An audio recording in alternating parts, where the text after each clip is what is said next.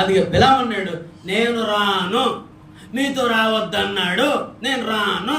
అది చూడండి, కొన్నిసార్లు మనం వెళ్ళొద్దన్న దగ్గరికి వెళ్తూ ఉంటాం. చెయ్యన్నది వెళ్ళిపోతాం. కొన్నిసార్లు ఏముండదు, చెయ్యన్న వెళ్ళిపోతున్నారంటే ఏముండదు చెప్పండి? సిగ్గు, పౌరుషం ఉండదు. కొంతమందికి పౌరుషం ఉండదు. దావీదుకి చాలా పౌరుషం. అరే సున్నతి లేని ఫిలిష్తీయుని వీడు తిడతాడా, వీడు సంగతి ఏంటో తేల్చాలి అని పౌరుషం వచ్చేసింది. మాట పడలేకపోయాడు. దేవుని ప్రజలను తిడతాడా? తిట్టాడా గొలియాతు? దేవుని ప్రజల్ని గొలియాతు తిట్టాడు. మరి గొలియాతు దేవుడు ఏం చేశాడు? దేవుడు ఏం చేశాడు తెలుసా? దావీదు ఒక్క రాయితో ఇటు కొడితే అడ్నుంచి దేవుడు ఒక్క డెప్పగా ఇచ్చాడు, డామును పడ్డాడంతే.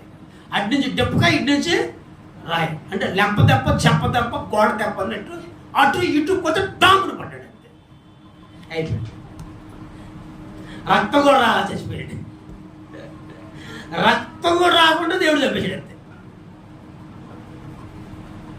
కాబట్టి బిలాము అన్నాడు చక్కగా, నేను రానయ్యా, వెళ్ళిపోండి. వెళ్ళిపోండి అనుకుని ఈయనకు మనసులో పీగిలాట ఉంది. మనసులో పీగిలాట. ఏం పీగిలాట? అదే మంచి డబ్బు తెచ్చారు, ఆ డబ్బు తీసుకుంటే ఎంత బాగుండేది, నేను అనవసరంగా వెళ్ళిపోమన్నాను, దేవుడు వద్దంటున్నాడు, వాళ్ళే వస్తానంటున్నారు, వాళ్ళ దగ్గర డబ్బు సంచులు ఉన్నాయి అని కొంచెం పీకులాడి, సరే దేవుడు వద్దన్నాడు కానీ వెళ్ళొద్దన్నాడు కానీ ఎలాగోలాగా మెల్లగా వెళ్దాము అనుకున్నాడు. చూడండి 22వ అధ్యాయంలో 21వ వచనం చదివితే, ఈయన ఉదయమున బిలాము లేచి తన గాడిదకు గంత కట్టి మోయాబు అధికారులతో కూడా వెళ్ళాడా? దేవుడేమన్నాడు? వెళ్ళొద్దు అన్నాడు. మరి ఈయన వెళ్ళాడా? ఏమైపోతున్నాడు లోపల? హృదయంలో ఏమైపోతుంది? ఇతనికి మాట వినే మనసు ఉందా? దేవుని మాట వినే మనసు ఉందా? ప్రార్థన చేయటానికి ప్రార్థన చేశాడు, వెళ్ళమంటావు వద్దంటావు అడిగాడు, దేవుడు చక్కగా చెప్పాడు కదా వెళ్ళొద్దని. మరి వెళ్ళొద్దని నాకు వెళ్తావు మరలా అంటే శోధన అయిపోయింది. ఏం శోధన? డబ్బు శోధన. డబ్బు ఇస్తాడు. డబ్బులు పంచుతున్నామే, ఆదివారం రావే అన్నారు అనుకోండి, ఇప్పుడు గుడికి వెళ్దామా, డబ్బుల దగ్గరికి వెళ్దామా? పోతే పోని, గుడి పోతే పోని, ముందు వచ్చేటికి ఆస్తి పంపకం వస్తుందంట, దీన్ని వెళ్ళపోతే కనుక మొత్తం వాళ్ళు దెబ్బేసేస్తారు, వాళ్ళు లాగేసుకుంటారు. కాబట్టి డబ్బు కోసం శోధించి పడిపోయి గుడి మానేసి వెళ్ళిపోతాం.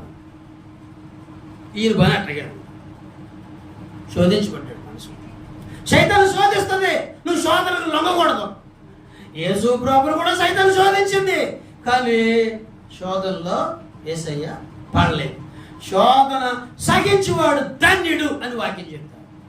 శోధనలో పడిపోతే సంసోనుకి శోధన వచ్చింది, పడిపోయాడు, పతనం అయిపోయాడు. యోసేపుకి శోధన వచ్చింది, గెలిచాడు. హల్లెలూయా, హల్లెలూయా, గెలిచాడు. యోసేపు గెలిచాడు శోధనలో. సంసోను శోధన వస్తే ఓడిపోయాడు. గెలిచిన యోసేపు ఒక దేశానికి అధికారి అయితే, శోధనలో పడిపోయిన బలశాలి బలవంతుడు ఒక గుడి కింద పడి చచ్చిపోయాడు. అందుకే శోధనలు ఏం చేయాలి? జయించాలి. శోధనలు వస్తాయా? వస్తాయి. ఏ శోధనలు వస్తాయి?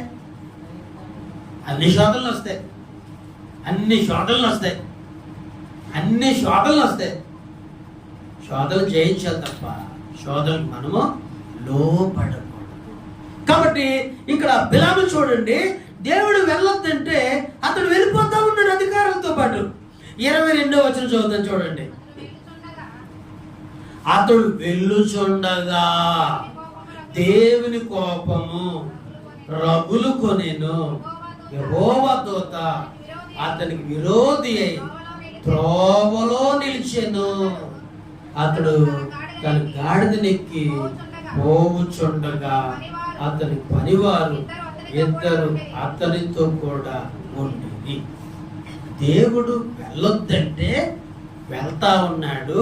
దేవునికి ఏం పుట్టింది? కోపం పుట్టింది. మరి దేవుడు తన దూతను పంపించాడు. దూత ఏం చేస్తుంది?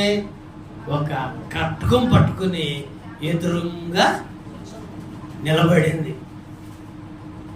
అక్కడ దాకా గాడిద వెళ్ళింది.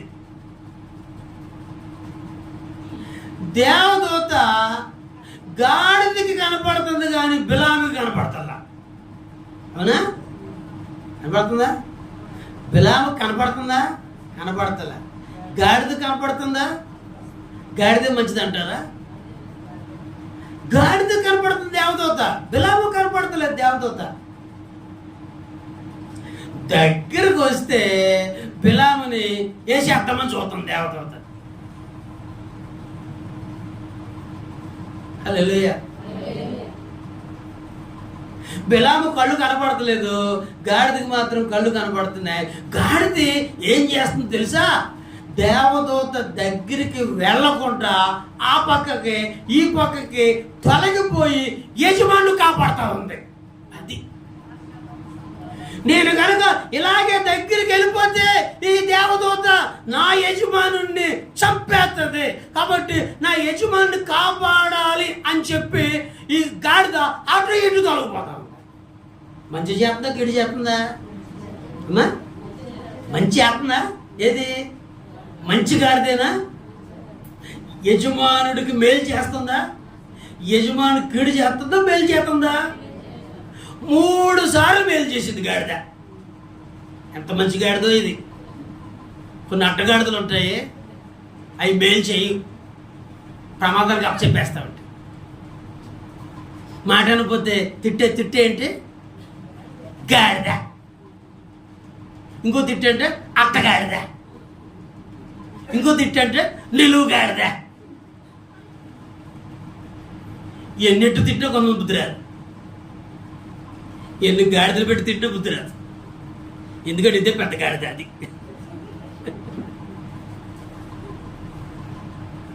ఇప్పుడు బిలాము ఏం చెప్తున్నాడు? గాడిదని కొడుతున్నాడు, గాడిదలు కొడుతున్నాడు,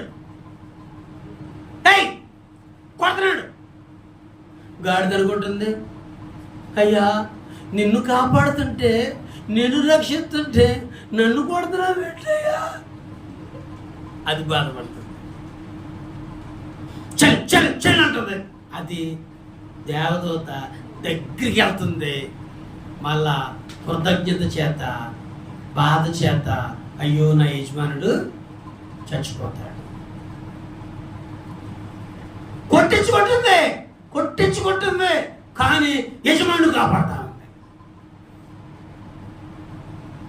బిలాముకి అర్థం కావట్లా. ఏంటి నా గాడిద అటు వెళ్ళిపోతుంది, ఇటు వెళ్ళిపోతుంది, ఏంటి నా గాడిద, దీన్ని కొట్టాలి, దీన్ని కొట్టాలని చెప్పి కొట్టేస్తున్నాడు.